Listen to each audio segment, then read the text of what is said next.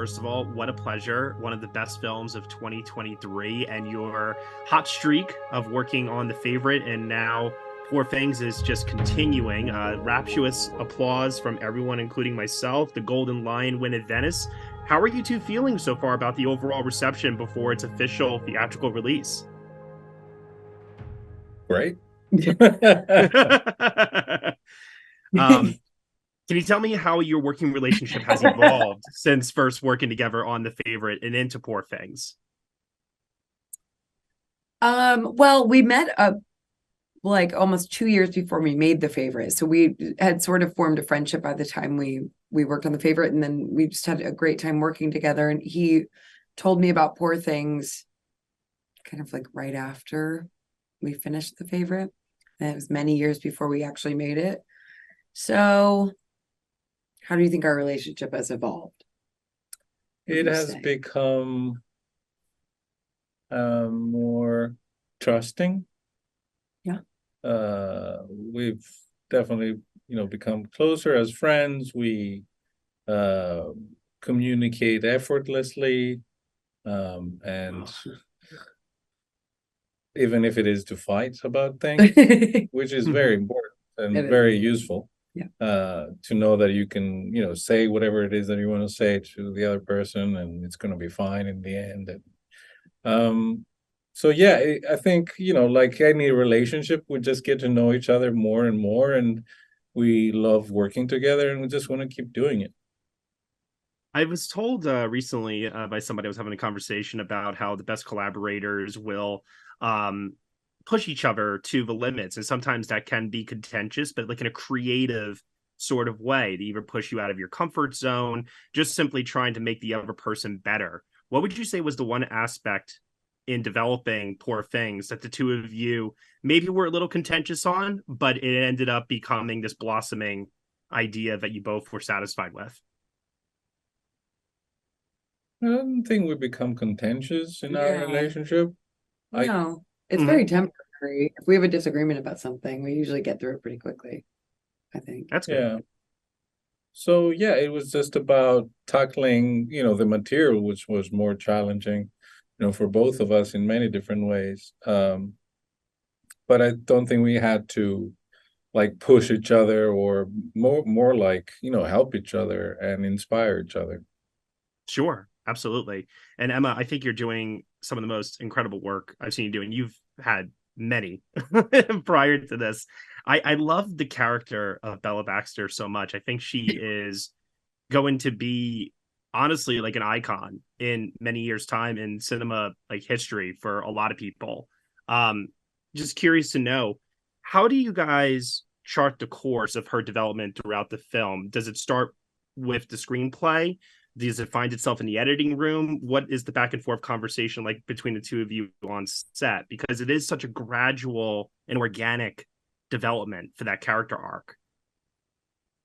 I mean, I think because it's based on a book, and then Tony adapted that, and he and Yorgos worked on the screenplay for many years. So I think the birth of all of that does come from the script. And then we had about a month. I mean, we had many years of talking about things, but we had about a month of rehearsals with the other actors, and Yorgos and I would work on sort of her physicality and different stages of her development so that we could refer to that if we were shooting out of sequence. But a lot of that is discovered on the day too, when you're shooting and when you're actually in the environment, and not just in like a rehearsal room.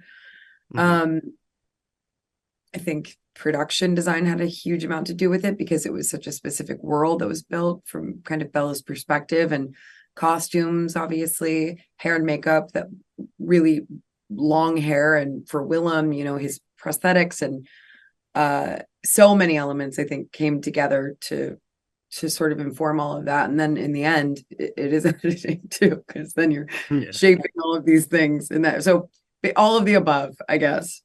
Yeah. Would be no, absolutely. Yours. Yeah. Yeah. So the environment, the design of the world, working with these amazing actors as well. Opposite you, Emma, I think you have scenes pretty much with every single person involved in the cast of this film. Yorgos, I've been told by a lot of people that the vibe on set was extremely freeing.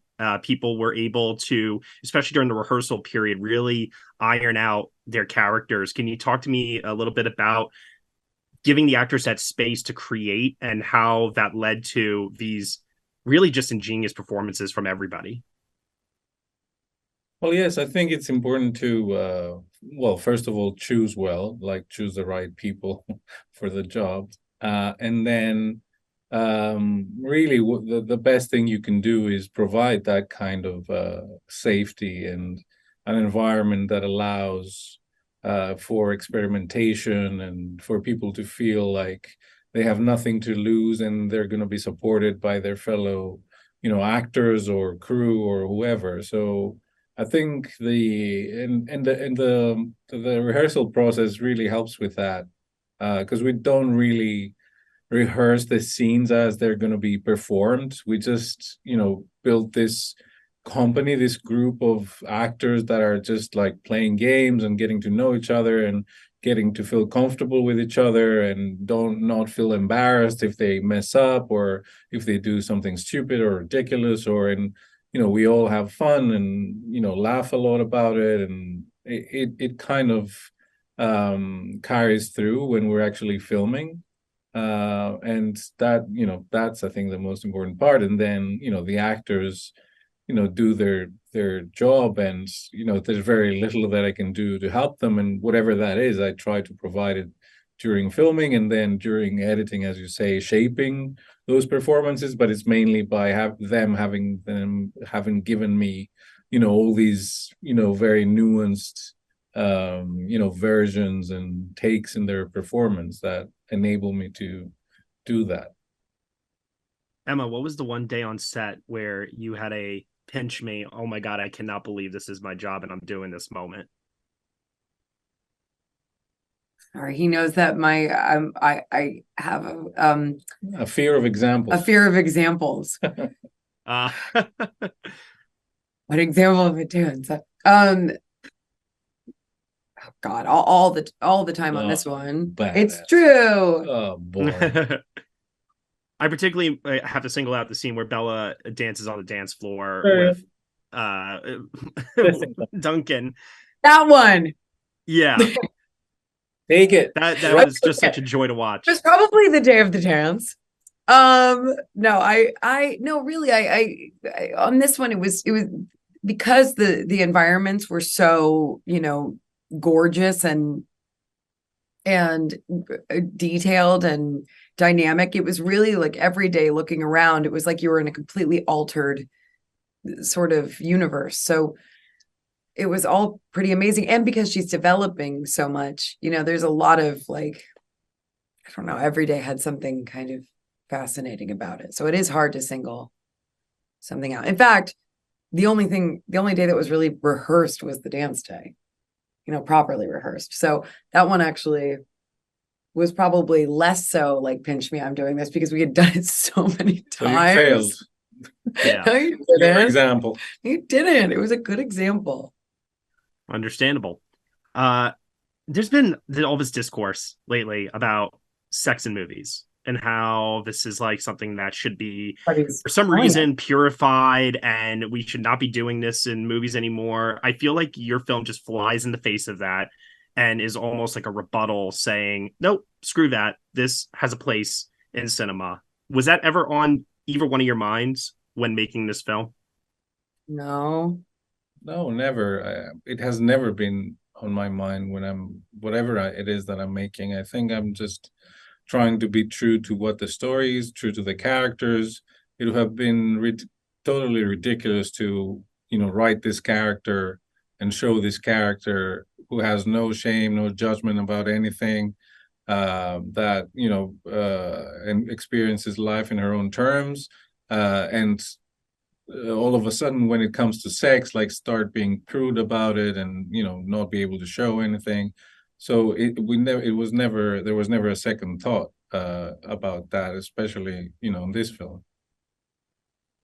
Well, I will say, though, that every crowd I've seen the film with, everyone always has a tremendous reaction to all elements of Bella's journey, whether it's the comedy or her discovering herself, her standing up to men who are looking to take advantage of her, whatever it is, the movie is just crafted in such a crowd pleasing way. I know for you, Emma, especially, you didn't have the opportunity to see it because of the strike during its initial world premiere. Have you had the chance to watch it with several audiences lately?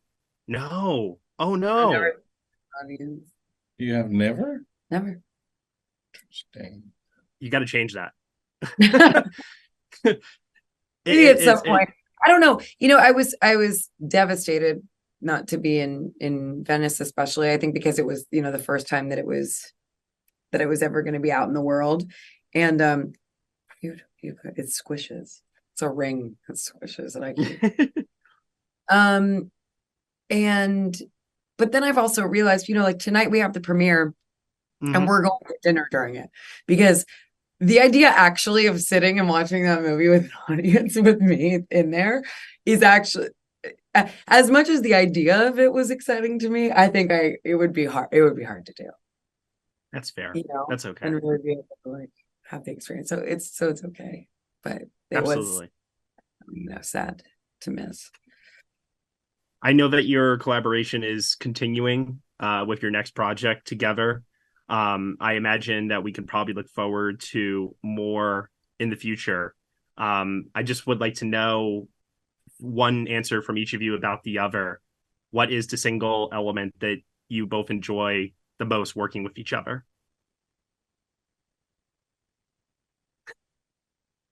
He's very funny. Yeah, there you go. You really mean that? You really think I'm funny? Really? Because I tell him every day how funny I am.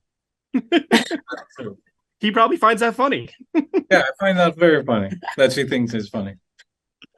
So funny. He also is actually funny, but he's I mean, it would be impossible to answer a single thing, but I would say overall the best thing about working with him, or why I love working with him over and over again, is just because of Yorgos. Over and over again. How's that? Better. Okay. Is you're sitting next to me. This is like on camera. No. It's not. Wait, this isn't on video? No, it is on video. See? Then we have to do the whole thing again. I guess, you know, the best parts about it to me working together are just that level of trust and of and faith that he is, you know, that he will find, you know, the version of every aspect of the film that best serves it and is original and that he knows what he's doing. It's an amazing, you know, very freeing thing for an actor with a director to feel that way. Absolutely. Yeah.